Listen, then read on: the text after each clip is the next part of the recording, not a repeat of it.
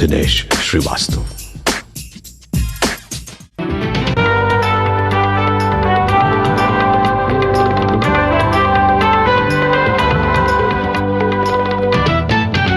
पंजाब 1990 का दहशत, खून खराबा। शाम ढली नहीं कि लोग घरों में दुबक जाते थे। उग्रवादियों के डर से स्कूलों में राष्ट्रगान नहीं गाया जाता था। हरे भरे पंजाब पर तब 250 लड़ाकू संगठनों का खूनी साया था। सरकार का वजूद सिर्फ पुलिस थानों तक था।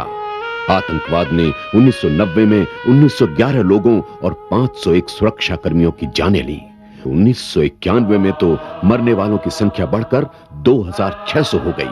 तभी देश की बागडोर संभाली इन हाथों ने।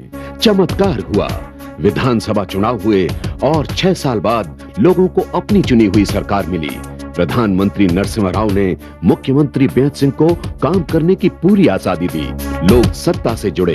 लोकप्रिय सरकार के बढ़ते हुए समर्थन के कारण आतंकवादियों को इतनी ज्यादा ईर्ष्या हुई कि उन्होंने जनता के लोकप्रिय नेता बेअंत सिंह की हत्या कर दी।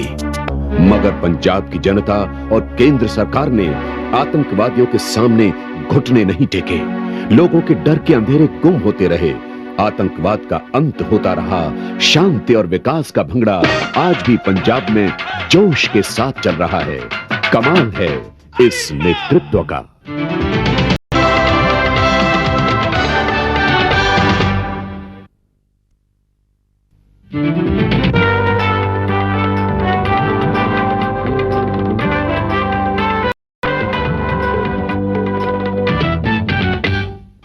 क्या आप जानते हैं कि जून 1991 में देश का विदेशी मुद्रा भंडार सिर्फ 2400 करोड़ रुपए का था, जो विदेश से पेट्रोल, केरोसिन, खाने के तेल जैसी जरूरी चीजों को मंगाने के लिए सिर्फ 3 सप्ताह तक ही काफी था। खजाना खाली हो रहा था और प्रवासी भारतीयों और विदेशी निवेशकों का विश्वास टूट रहा था। $33.5 करोड़ प्रतिमाह की रफ्तार से प्रवासी भारतीय अपनी जमा पूंजी विदेश ले जा रहे थे। भारतीय अर्थव्यवस्था की कमर ही टूट गई थी। इस नाजुक दौर में राज संभाला श्री पीवी नरसिम्हा राव ने। केवल 1 साल में भारतीय विदेशी मुद्रा भंडार 10,000 करोड़ रुपए तक जा पहुंचा। चमत्कार हुआ, फिर तो सैलाब सा आ गया। फरवरी 1992 में 11,490 करोड़ रुपए और 1993 में 21,700 करोड़ रुपए का विदेशी मुद्रा भंडार और सितंबर 1994 में इस में 55,800 करोड़ रुपए जमा थे। बैसाखियों पर चलती अर्थव्यवस्था जवान हो उठी। इससे आप क्या चमत्कार नहीं कहेंगे?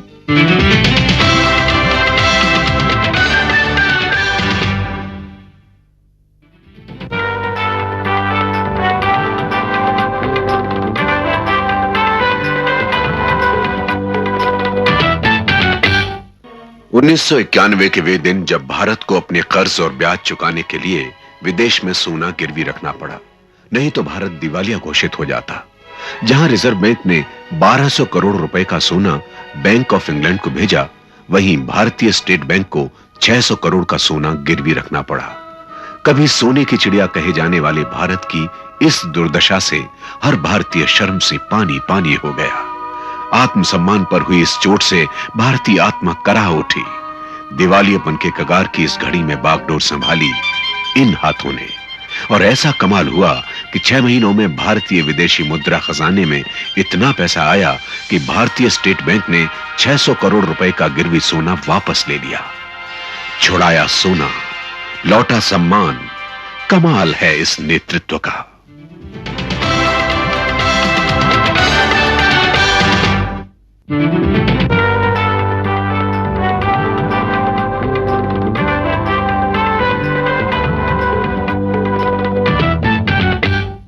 जब देश दिवालिया होने की दशा में हो तो कोई विदेशी क्यों अपनी पूंजी फंसाएगा? दिवालिया घर में कोई अपना पैसा लगाने का क्यों जोखिम उठाएगा? 1990 और 1991 में भारत की ऐसी ही दशा थी। भारत में पूंजी लगाना इतना जोखिम का काम था कि जून जुलाई में सिर्फ $15 करोड़ का विदेशी मुद्रा निवेश हुआ। ऐसे नाजुक दौर में सत्ता संभाली पीवी नरसिम्हा राव ने। नरसिम्हा राव के निर्देशन व वित्त मंत्री डॉक्टर मनमोहन सिंह की आर्थिक सूझबूझ के कारण आर्थिक विकास बहुत तेजी से बढ़ने लगा। 1991 में जहां 5.34 अरब रुपए के पूंजी निवेश समझौते हुए, वहीं 1994 में बढ़कर 142 अरब रुपए के समझौते हुए। 26 गुने की इस बढ़त के साथ ही विदेशी निवेशकों का जैसे तांता ही लग गया। आज दूरसंचार, बिजली, सड़क, परिवहन जैसे बुनियादी क्षेत्रों में विदेशी कंपनियां पैसा लगाने को तैयार हैं। क्या शान है इस कमान की।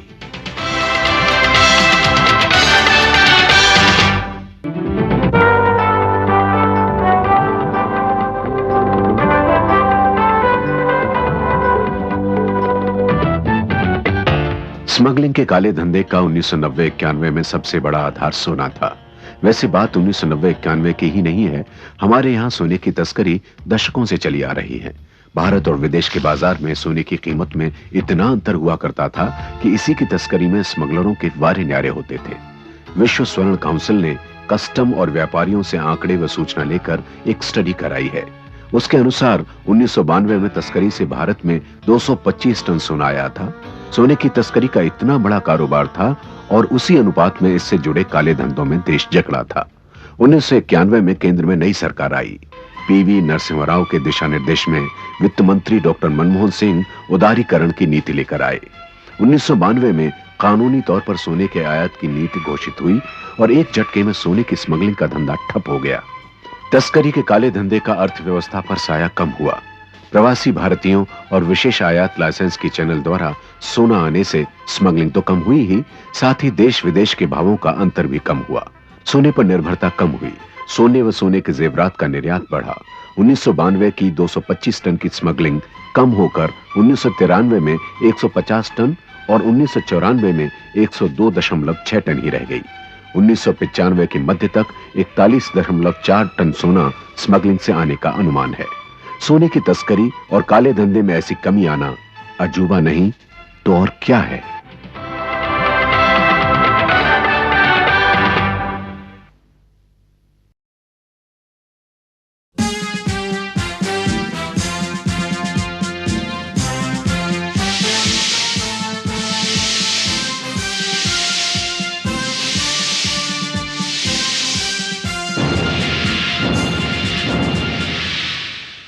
जननी जन्मभूमिश्च स्वर्गादपि गरीयसी। अर्थात जननी जन्मभूमि स्वर्ग से भी ज्यादा प्रिय है। 50 वर्षों की भारत की स्वतंत्रता, आर्थिक व सामाजिक स्थितियों से जूझता हुआ आम आदमी, निरक्षरता, बेरोजगारी, जाति-पात, बाल मजदूरी, ऊंच नीच, न्यूनतम आय और बढ़ती जनसंख्या, क्या करे सामान्य जन। मानवीय, सामाजिक व राष्ट्रीय विकास की कल्पना, जबकि वो रोजमर्रा की जरूरतों को पूरा करने में भी अपने आप को असमर्थ पाता है। क्या हमारे राष्ट्र के निर्माताओं ने ऐसे ही समाज की कल्पना की थी? दिशाहीन असंख्य जनता का ऐसी संकटकालीन स्थिति में ध्यान आकर्षित हुआ आंध्र प्रदेश पर, जहां दूरदर्शी एवं कर्मठ मुख्यमंत्री श्री एन चंद्रबाबू नायडू, जो कि राज्य की छोटी से छोटी आबादी में रह रही आम जनता के व्यक्तित्व का बहुआयामी विकास करने के लिए तत्पर हैं। मानव संसाधन को मूलभूत आधार मानकर श्री नायडू ने एक ऐतिहासिक क्रांतिकारी एवं युग प्रवर्तक परियोजना जन्मभूमि का आह्वान किया। क्या है जन्मभूमि? जन्मभूमि सामाजिक विकास का वो आंदोलन है जिसमें जनता की सीधी भागीदारी है। प्रशासन स्वयं जनता के पास जाकर उनकी समस्याओं को उन्हीं के द्वारा समाधान करने का लक्ष्य देता है। समस्याओं के समाधान और प्राथमिकता का निर्णय स्वयं जनता करती है। प्रजला वद्दकु पालना अर्थात सरकार का जनता के द्वार पर पहुंचना और श्रमदान इसके आधार है। जन्मभूमि आम आदमी को स्वावलंबी बनाने का एक प्रयास है, जिसका उद्देश्य है हर व्यक्ति की जरूरतों को पूरा करना।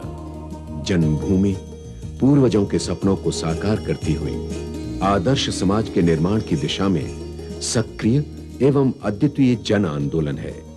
सही मायने में ये निरंतर चलने वाली सच्ची राष्ट्र सेवा है। जय जय जन्मभूमि।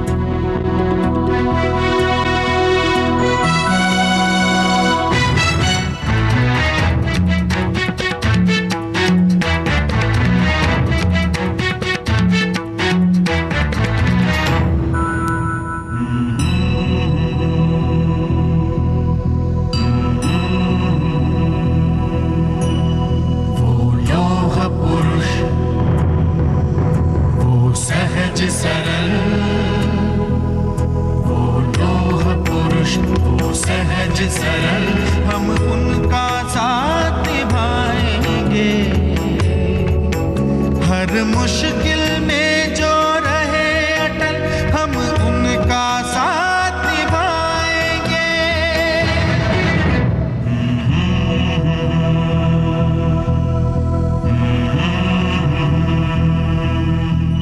जिनका जीवन इस भारत की आशाओं का एक दर्पण है, जिनके मन में है सच्चाई, हर कर्म देश को अर्पण है, जिनसे मिलता सबको बल, जिनसे मिलता हम सबको बल, जिनसे मिलता हम सबको बल, हम उनका साथ निभाएंगे। हर मुश्किल में जो रहे अटल, हम उनका साथ निभाएंगे। वो लोह पुरुष, वो सहज सरल, वो सहज सरल, हम उनका साथ निभाएंगे। हर मुश्किल